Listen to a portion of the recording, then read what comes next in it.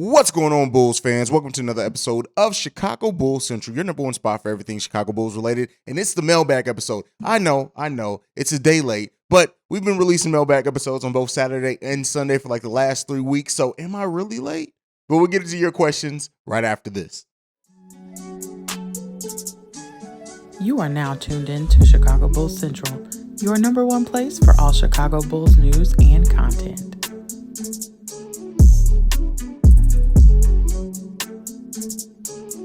All right, first up, this is one of the biggest mailbag episodes that we have with 7 voicemails coming in, and I believe a text message as well. But before we get into that, we got to acknowledge a monumental thing for the channel. We have officially passed 8,000 subscribers for the channel, which has been a big thing. We've been trying to get to that point. I wanted to get to that by the 1 year anniversary. It looks like we missed it by 6 days. So nonetheless, we still are doing pretty good with this. So I want to thank you for everyone, every single subscriber of Chicago Bulls Central. I've always tell you guys, you are the best part of this channel. You are what makes this channel special. I'm just the host here. So we passed 8,000 subscribers, on our way to 10,000. See if we can get to 10,000 before the All-Star break next year. I may be undercutting myself some. The channel's been growing a lot here recently, but thank you so much for everyone who makes this channel what it is. Now, let's go ahead and get into the voicemail on this mailbag episode. So first up, we got Ace in the building. What's up, Hayes? This your boy Ace calling in again, man. I really enjoyed the show last week. Wherever you getting that Bulls gear from, man, I don't know where you're getting it from, but stuff you had on last week, I don't know if it was the anniversary or whatever, but I like that, man. That was kind of fly. Calling in with two hot takes, man. So everybody's expecting Patrick Williams to take this leap going into this next year. And, man, everybody can't be a scorer in the lineup. We already know that Zach going to get touches. We already know that DeMar going to get touches.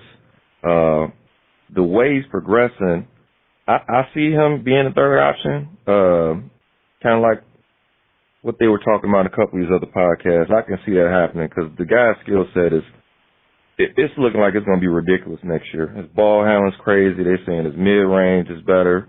His confidence is better. His three-point shot is looking a little bit more fluent. He's not taking all day to shoot that three-point shot from the start to the finish. So I think Patrick Williams would be a good third option. Now, if he's a third option, where does that leave Vooch? I know Vooch is a starter. I know he's coming up on a contract year, so we're expecting him to play a lot better than last year. Everybody's saying it's going to be contract. He can't shoot any worse than he did last year. So we're already expecting that. But how are they going to incorporate Vooch and Patrick Williams? It's only one basketball. So I know Vooch is going to start, but I kind of feel like Andre Drummond is a better fit for that starting lineup based on the way that they play. If Vooch is playing more with the second unit, you can just feed him the ball in the post all day long. Let him just go crazy. But in my opinion, not saying Andre Drummond is going to start or he should start, but I think he should play more minutes with the stars because it's only one basketball. And I think that DeMar DeRozan is going to do a lot of his damage in the mid-range posting up already. So now we got 2 post players in the offense. That doesn't really make sense to me. Give me your thoughts on that. All right, so Ace brings about a lot of good questions on this. Patrick Williams being the third option. But, you know, what he goes to towards the end of this is Drummond being maybe a better option in the starting lineup. Let me go ahead and debunk that now. I think sometimes as fans, we just think who brings in something that a player that we have lacks, right? And not really the totality of basketball. Vooch being the passer that he is, even when his shot was not falling, helped the Bulls offense so much. Now, one could say that with what Ace is saying, that Patrick Williams becomes more of a ball handler as well. And we've seen him, his passing and stuff, what that can look like. Now, we need to see it over long stretch of time. But starting Andre Drummond, moving Vooch to the bench is not going to net any results. Keep in mind, right, is that the motion of off that, and that's what I want to see Billy Donovan get to, is using a free motion offense where we have a lineup when Lonzo Ball's healthy. Everyone in that starting 5 are all solid passers. So I want to see that used. I want to see more of a motion-based offense at times. And I do think that you don't want to, in my opinion, move Vooch out that starting lineup because you can. Yes, there's only one ball to go around, but we've seen lineups in the NBA where every starter averages double-digit points. That's what you want from this team. You want to spread that ball out a little bit more. You want DeMar to have to do less in isolation. That's what's going to create more opportunities for Patrick Williams, is DeMar not having to take as many shots, not having to play hero ball. Same thing, not going into isolation as much with Zach LaVine. The percentages Patrick Williams shoots at are great. Even if that takes a little bit of dip with a few more opportunities, you have a double-digit scorer at that point. That's what you want to see from Patrick Williams. That, and I think that it is an interesting thing. Let me not say that it's an interesting way to think about it, to move Drummond into the starting lineup. But I'm glad that you also say it's not going to happen, because it's just not going to happen. It's not going to happen. Nikola Vucevic, especially when you hear the Bulls already talking about extension, he is going to continue to be that starting center for the Chicago Bulls for the foreseeable future. And Andre Drummond is as good as he is, right? Drummond is a great rebounder. I think is a better passer at times than what some people acknowledge, but he's a black hole on offense. Go and look at it. If he gets the ball, it's not coming back out usually. He's a good passer when he decides to pass. And I think that would hurt the Bulls' offense more than help it, even with the increased role from Patrick Williams. So I think you want to keep that starting five the same.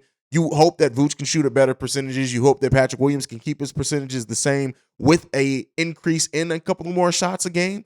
And then that's going to get you where you need to be in the Bulls offense. With the adjustments that Billy Donovan, I hope that the team makes in his scheme overall, even on the defensive end, stop using drop coverage and go to more of a zone, things like that. It's going to help the Chicago Bulls overall. But great voicemail from Ace. Great pointing out the things that Patrick Williams has done to improve as well. But that's my thoughts on that. Let's get into the next one. We got Marvin the Motivator in the building, and Marvin leaves us this. What's going on, guys? Marvin. Just wanted to chime in for a second, Hayes and family, and give a little prediction on the first 34 games of the season for the Bulls. Now, this 34 games will lead us up to Christmas, so I was hoping my expectations can come in pretty close. Of those 34 games, we got 18 games on the road. I think we got 4 back-to-backs in there, and that's also including our first West Coast swing. Now, I'm thinking if the Bulls can play well, and I'm going to start by saying we're going to need all hands on deck for this guy. It's a grueling schedule, so I want to break it down short, little sections. So I'm going to go to Christmas. If we can go 21-13 with 18 road games and a West Coast swing out of the way, I think the Bulls will be well on their way to having a decent season. It is capable of doing, but as I said earlier, all hands on deck. We need ball distribution. We need better coaching. We need defense from the bench. We need better shooting from the bench. We need consistent play from our big man, and we need a healthy whole team to not even say about Lonzo Ball. So what I want to say is this, guys. I'm going to come back later and probably do another section, but I want to start by going to Christmas. I'm thinking 21-13. I'm thinking if we can do that by playing 18 out of 34 games on the road, including finishing up one West Coast swing, which is a 6-game road trip, I think the Bulls will be looking good by then. We do get a chance to get up at the All-Star break, get a little break. I haven't went any further from Christmas, but I will. But think about it. If we can be at 21-13 then and finish with also a lot of our road trip games and a lot of our back-to-back, I think the Bulls will be all right. Health, every player from the bench all the way to the starters contributing, and better coaching from Billy Donovan. I think we can get it done. Let's see how my predictions come out. I say 21-13 out of the first 34. Talk with you guys later. Another great one is always from Marvin. I like how he used that and keyed in on that first 34 games, 18 of which are on the road, which is crazy. And you think about the number of back-to-backs that we have early in the season. This early season stretch for the Chicago Bulls is not easy by any stretch of the imagination. Now, Marvin's saying if we can go 21-13 over that stretch, it sets us up really nice. I'm going to take it a step further than that. I think that if the Bulls can finish with at least, I say slightly above 500, I say even if they go 18-16 over that stretch, considering how tough it is, considering we may not have Lonzo Ball, and even if he is, we don't know the minutes that he's going to be restricted to or anything like that. I say you still start yourself off pretty good there. Again, not an ideal start, right? We're not talking perfect starts. We're not talking ideal starts. I would love to see the Bulls actually go over that first stretch, go like 24-10, right? And I think it's possible, depending on how well this team starts clicking and how well that bench, to Marvin's point, does step up early in the season. But considering, hey, everybody trying to find their roles, everybody adjusting to being fully healthy. Patrick Williams, Lonzo Ball didn't play that many minutes together last season. So I think if the Bulls can even go 18-16, at the bare minimum, that sets you off pretty good considering your schedule gets a little bit easier at that point before it gets tougher again. I think that sets you up pretty nicely for the Chicago Bulls overall leading into that Christmas Day schedule. But if they can do anything better than that, right, considering 18 games of the road, a big chunk of our back-to-backs out of the 15 back-to-backs that we have all come in that early part of the season. I think about half our back-to-backs come in that early part of the season. That sets you up nicely because then you have less back-to-backs. You get a little bit more rest in the middle of that season, then leading in to the All-Star break, and then coming back out of the All-Star breaks when the schedule really starts getting tough again for the Chicago Bulls. You set yourself up pretty nicely there. So that's what I'm saying. At the bare minimum, if they can go 18-16 over that time period, again, that's still over 500. That's still on pace for a close to a 50-win season if you can do that. That's cool. But ideally, we want them to be firing on all cylinders. We want them to work out their rotations earlier than that. So we'll continue to see. Another good one from Marvin. Let's get into the next voicemail. This one's from Chuck. All right, what's up, man? This is Chuck from Chicago. I'm a diehard Bulls fan. I definitely watch your show all the time. Great content. A couple things I wanted to talk about was I hear a lot of Bulls fans, especially like my family. Sometimes they're always talking about the front office, especially AK. And I think Bulls fans, listen, man, we have been messed up for a while. I mean, I think our minds got messed up when we had guard packs in the front office, and we're just kind of, we have trauma when it comes to the Bulls. We want everything now. But the thing I noticed about AK is that he is a very calculated person. He is that person that you walk into a room, he's the quietest person in the room. He's observant. He's that person that, is not going to talk too much. He's that person that you may not know how to fight, but will, kill everybody in the room or fight everybody in the room and be able to beat everybody in the room, because he's watching flaws. He's watching what's going on. I feel like that's what AK is doing right now. Along with Mark Eversley, they're being very calculated in their moves and how they move and what they do, and they understand. I think a lot of Bulls fans, we don't understand that we're not in the front office and we don't hear those conversations. We don't know they have plans at least 3, 4, 5 years ahead. You got to believe that, especially when you're dealing with somebody like AK, for sure. Secondly, what do you think about what kind of impact do you really think Andre Drummond is going to bring to the bench, coming off the bench? What should we expect from Andre Drummond coming off the bench besides just rebounding? Are we expecting, what type of numbers are we expecting? Like, 14 and 11, you know what I mean? Something like that off the bench. What are we expecting from Andre Drummond? And lastly, and this is something that we don't talk about a lot. I am a big fan of Javonte Green. He's that person. I got a couple more things, but he's that person that does stuff that doesn't show up on the stat sheet for sure. And what should we expect from Javonte Green off the bench? You know what I mean? Like, what should we expect? We don't talk about Javonte Green a lot, but because he's moving back over to that 3 spot and may play some 2 sometimes. All right. So Chuck asked a great question. What to expect from Drummond off the bench? And what he said about AK and Eversley and being calculated. I've said this before many times. We live in a microwave society, and even so much so more in Chicago Bulls Nation, because people have been sitting around seeing this team be bad for so long in the guard packs era that they just want to taste that as soon as possible. Yes, AKME is building a team that can not only compete now in a degree, right? That's good now. Because people here compete, they automatically think compete for a title. That's good now, but it's also having pieces towards the future.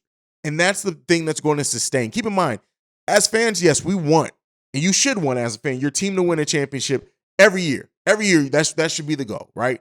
But the thing is, AK and Eversley, just like Garpax, they had, Pax more so, had a decade plus of trying to build a team. Now, they did not draft well. They did not draft with a vision. They did not craft a team together outside of that early team. Then they got lucked up and got Rose, and Rose got hurt, and things kind of fell apart. But they're trying to build something special here. And in trying to build something special, it takes a little bit more time if you want to do it right. If you want to flash in the pan, if you want a team that can compete for the next 2 or 3 years, and then maybe after a couple of those players fall off, retire, or whatever, we're back into obligatory losing for the next 5 years after that as we build again, okay, that could possibly be done. But if you want to build a team that successfully sustains over time, and then once they get to that level of being a championship team, they're able to sustain that into a 5, 6, 7 year stretch, that's what you want. And that's what I think AK and Eversley were doing. But to get to the second part of it, Drummond off the bench. I've said this before. You're going to get near a double-double from Drummond off the bench. That may not be 10 rebounds per game. It may not be 10 points per game, but you're going to get about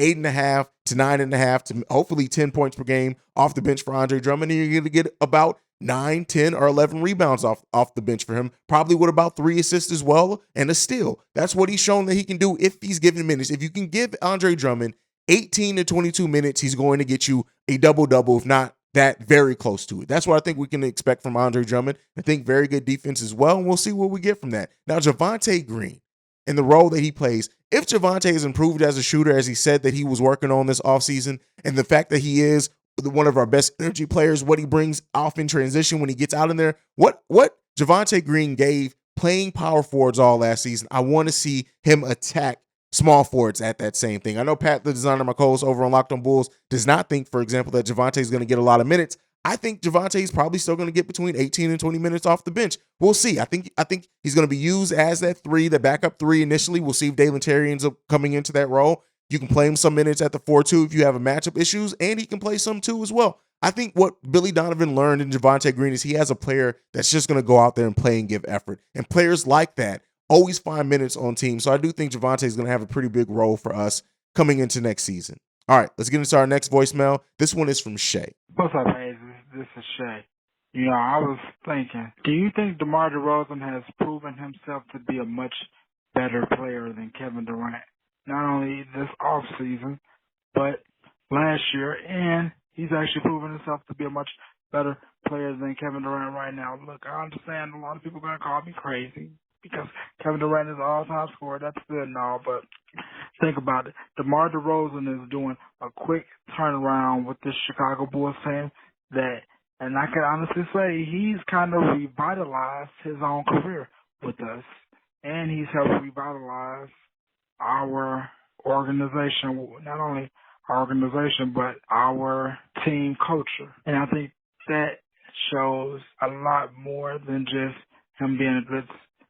I think that shows how much of a better player you are than just being a good scorer. Now, I know a lot of people may call me crazy, but look at how Dalen Terry, Patrick Williams, and everybody else is doing because of DeMar DeRozan. Anyway, you may not agree, but I think so. Anyway, tell me what you think, please. All right. So Shay says he was thinking. It says think about it. Listen, Shay, I love what DeMar DeRozan has done for us. I love what he's contributed to changing the culture. And I think sometimes, too, he didn't revitalize it's not like DeMar DeRozan came into the same team that we had last season and boom, now all of a sudden we were a different team. We also had Alonzo Ball. We also had Atlas Caruso. We also drafted Ayo Dosunmu, who was a heck of a player for us. We also gave more minutes to Javonte Green, who was sitting on our bench last season and didn't get very many minutes. We made those additions as well. He came along with a overall change, so I'm not putting that all on DeMar DeRozan. And yes, DeMar DeRozan is a good player. And he was great for us last season. But I'm not ready to say he's a better player than Kevin Durant right now. While I did say he danced all over Kevin Durant in our first matchup with the Brooklyn Nets last season, so let me be clear with that. He outplayed him in that game. But with that being said, too, he's not a better player than Kevin Durant. He's just not. Especially when you look at how they perform in the playoffs more so for their career. I'm not ready to say that DeMar DeRozan is a great player. And I'm glad that he's on this team. Yes, he has played a big part in the Chicago Bulls culture and what he's taught Dalen Terry, Ayo Dosunmu, Patrick Williams. I've been very vocal on the fact that is going to be something that we see pay off years and years into the future. But we got to slow our horses. Shay, put down the E and J, my brother. Calm down just a little bit. Calm down. Chill out. It's going to be all right because you need some help. You need some help with that one. But thank you for Shay for sending in that voicemail. Let's go ahead and get to the next one. This one's from JD. What up, Hayes? This is JD, aka King Kufu. I just want to tell you, man, I appreciate you and the work you do. So, you just keep killing them with it. I'm gonna be quick as possible. I just want to say that this team, I think, is going to be a lot better than people think. You got Alex, Io, Devontae, Marco, and Andre. That's your second string. That's a starting five. And then you throw in Kobe, Goran, Dalen, Derek, Tristan, Tyler, and Tony. That's your third string. I mean, and that would be considered a weak bench. But like you said, Zach and DeMar may need to play reduced minutes, and I think the roster is good enough and deep enough to where they may play less than 30 minutes in some games, because that bench is going to be good enough to keep them in games and win games. They may have blowout games, and Zach and DeMar, the whole star lineup, may not even have to be on the floor. The only thing that I see standing in their way is help and Billy Donovan. If Billy Donovan, and this is like what I'm really, really interested in seeing, is how Billy Donovan will adjust the lineups. And if he can find lineups that have good chemistry, and if he can adjust to matchups. The only thing I see standing in their way of taking the East, bro. But, that's it. Like I said, I was going to be brief. I appreciate you. Keep doing what you're doing. And, hey, if you want to hear that 16, I got you. Just let me know. Peace. All right, so this is another thing we need to calm down a little bit. Saying we have a starting five off the bench, no. We haven't seen enough from those bench players to say they're a starting five coming off the bench. But I do like our bench. And I did have a video earlier, well, at this point last week, saying just that I do think that this Bulls bench is going to step up and they're going to be a big part of the Bulls' success. When you look at how tough the schedule is, yes, not really necessarily to say that we have a starting five off the bench, but could it get to that way? Is that a possibility? We'll see. This Bulls bench, I think, is going to be much improved than some people think. And I know people were like, well, they didn't really add much, and we were 29th in bench production and scoring last season. I think we're going to see a considerable improvement in that if everybody can stay healthy and play in their roles and really grow into that. And I think Andre Drummond's going to help a lot with that as well. This bench is going to be good. I really do trust in this bench. Now, JD's last part of his question, how does Billy Donovan adjust the lineups and matchups? That is the biggest question for me heading into training camp. And what I'm going to look for in the preseason, how does Billy Donovan adjust these lineups? How does he use the matchups to their advantage? How does he, because he is going to play small, when does he use that? How does he go to it? It's a lot of questions to be asked there. And Billy Donovan and this coaching staff, I hope, are already hard at work trying to figure that out and have some ideas and then let it play out in training camp. I want to see changes to Billy Donovan's scheme. I want to see changes to the way that he does some lineups. I want to see changes to the way that he uses some players in the half-court sets specifically. This coaching staff does not have an easy job trying to figure this all out, but they need to. And if this Bulls team is going to be more successful this season, right, than what some people are predicting, even some Bulls fans, it's going to come by the nature of that chemistry, right, of that continuity coming out, but also that bench performing at a level that's ready to step up when DeMar maybe has an off game or Zach has an off game or maybe or on a back-to-back and the second night of a back-to-back and Lonzo Ball has to take some rest. Maybe we want to get DeMar off the court a little bit early. This bench is going to have to show up, but having a player like Javonte Green coming off the bench, having Alex Caruso and Ayo Dosunmu started a big chunk last season, having that second year under his belt, and hopefully he doesn't have a sophomore slump. I do think this Bulls bench can be drastically improved. We just got to see it come to fruition, and we got to see how this coaching staff is going to use that.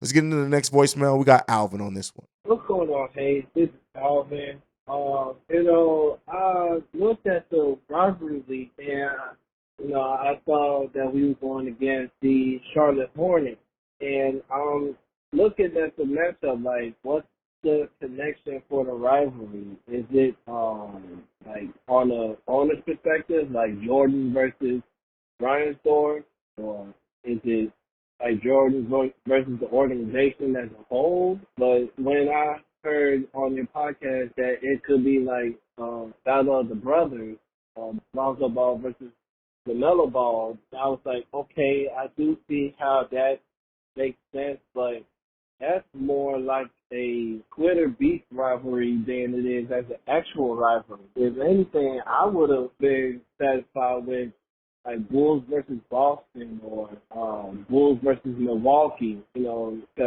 honestly, Milwaukee versus Bulls is like probably like one of the oldest rivalry, not the most well known like Bulls Pistons and Bulls Knicks, but they are a rivalry team nonetheless. And second, you talking about what could be a good lineup, small ball lineup. I'm thinking a good small ball lineup will be Alex Caruso at the point, Ayo Dosunmu at the 2, with Javonte Green at the 3, Patrick Williams at the 4 or 5.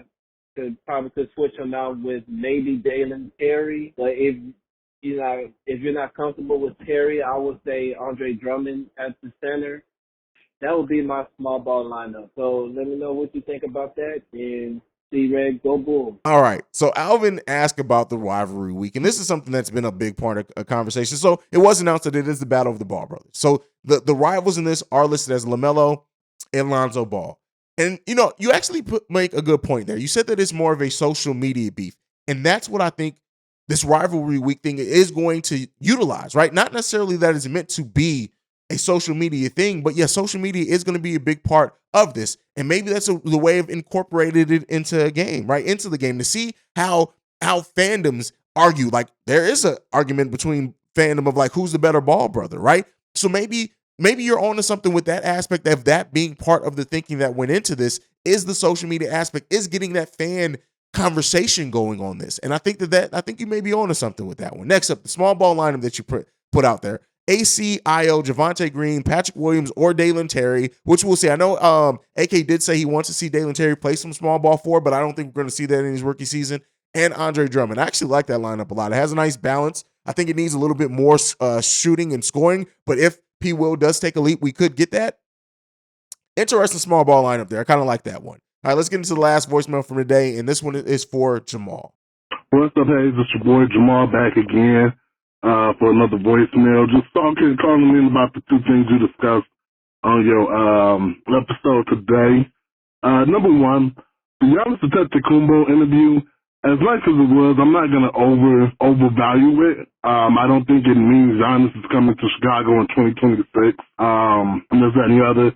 I think that there's always a possibility, but what I read into it more is the fact that now it looks like, and I have to watch the full interview, so I don't know if they asked him about Chicago or not, but the fact that Chicago is being mentioned now in the media or a superstar player of the caliber of Giannis is mentioning how nice it would be to play in Chicago. It's something it's nice to hear because it means that we're slowly chipping away at that negative perception that we have as a Bulls organization. For years, organizations like the Lakers have always had the mentality of we're the Lakers. That's all we can get any player we want. Even to this day, that's what their mentality is, we're the Lakers. So, as Bulls fans living in one of the most beautiful cities, well, I don't live there, but the organization being based out of one of the most beautiful cities in the world, you always felt like, why didn't we ever be able to attract those free agents? Now you're starting to hear other guys talk about Chicago like, yeah, that's a possible destination. I like what you're doing. And that's what I'm liking and what I like when I hear y'all talk about that. More importantly, when it comes to the Christmas Day schedule, as I look at the schedule, the Bucks versus Celtics, Sixers versus Knicks, Suns versus Nuggets, Lakers versus Mavs, and the Grizzlies versus the Warriors, I'm not shocked they left the Bulls off because all those teams are teams that people consider are still better than us. And more importantly, there are teams that are still getting more national attention than us. You have, for the Bucks versus Celtics, you got the champion from 2 years ago, the previous champion going up against the Western Conference the Eastern Conference Eastern Conference champion. So that's a matchup right there. You have Sixers versus Knicks, which is Joel Embiid versus Knicks, and Knicks always get a Christmas Day game because it's New York. So that's going to be it. Suns versus Nuggets, again, they just gave it to two teams that have a lot of media attention. We don't have to say much about the Lakers or the Mavs. It's Luka versus LeBron, as a lot of people want to say. And the Warriors and the Grizzlies have the best rivalry in the game. So that's the reason why the Bulls can get a Christmas Day game. All right. And this is coming off the end of that Giannis video that happened late last week. And so this is what I want to say to that. Yes, it does feel good that the Bulls are being talked about. But the one thing in this, and then we need to notice that he was talking more about the historic Bulls. It's not like he was talking about Zach LaVine or playing with DeMar DeRozan or wanting to play with Lonzo Ball. That would have added, I think, an even more bit of it to me, just that extra bit of shine that I would have wanted on it. But yeah, the Bulls being talked about is good. Like, it's good in any shape, form, or fashion. But the Bulls going back to a free agent destination, we got to see. I want to see it, right? We heard AK say that there are players that want to come play for the Chicago Bulls again, but then we didn't go out and get any of the bigger free agents. We kind of played it more safe in that sense. I need to see it. I want to see, yes, Lonzo Ball coming here was big, but it seemed like that was already a done deal. There were some talks about that the season before. DeMar DeRozan coming here is huge, and I think sometimes people forget that. Like, DeMar was over there growing his game in San Antonio, and a lot of people weren't aware of it because they weren't really watching San Antonio. So yes, him coming here I think was huge, but I want to see it become one of those places that free agents are like, look, I'll come here for the veterans minimum. I'll come here because I think I can win a title here late in my career. That's what I want to see this Bulls team get to, but they have to win. They have to have success in the playoffs to get there. They have to make leaps. So I want to see that coming to a little bit more fruition. Now, Jamal talking about the Christmas Day schedule. Now that the full schedule has come out, I'm kind of not as harping on the Christmas Day thing anymore. Yeah, they have some teams on there that are much worse teams than the Chicago Bulls and are worse markets. But at the end of the day, looking at the schedule now, I really now that we have the full schedule, I should say, I'm not really worried about that Christmas Day game anymore. Like, it kind of came and went. Like, I guess it was one of those things that gave us something to talk about because we didn't have the full schedule. But now that we do, I'm not really, I don't know. I'm not as upset about the Christmas Day schedule anymore. I'm just not. The Bulls have a lot of nationally televised games, way more than what they did last season. Let's see how they perform in that. And we'll probably get a Christmas Day game next season. But I want to see that. I'm happy with how much this team is going to be on national TV. I want to see this team perform on national TV, because if they don't, then that conversation and what the argument I want to have about the Bulls airing on Christmas doesn't even matter at that point. So that's why I sit on that one. Thank you for leaving that voicemail, Jamal. But that is it for today's episode of Chicago Bulls Central. Thank you for being the best part of the show. Thank you for getting us to 8,000 subscribers on the YouTube channel. If you're listening on the podcast side, go and subscribe to the YouTube as well. Sometimes we get a little bit extra content there. But that is it for today's episode. If you want to follow the show, do so at Bulls Central Pod. You can send us any feedback, questions, comments, concerns, bullcentralpod@gmail.com. Lastly, you can leave us a text and our voicemail at 773-270-2799. We're the number one spot for everything Chicago Bulls related because of you guys. And like I like to end every episode on, go Bulls. Love you guys. Peace, y'all. This has been a presentation of the Break Media.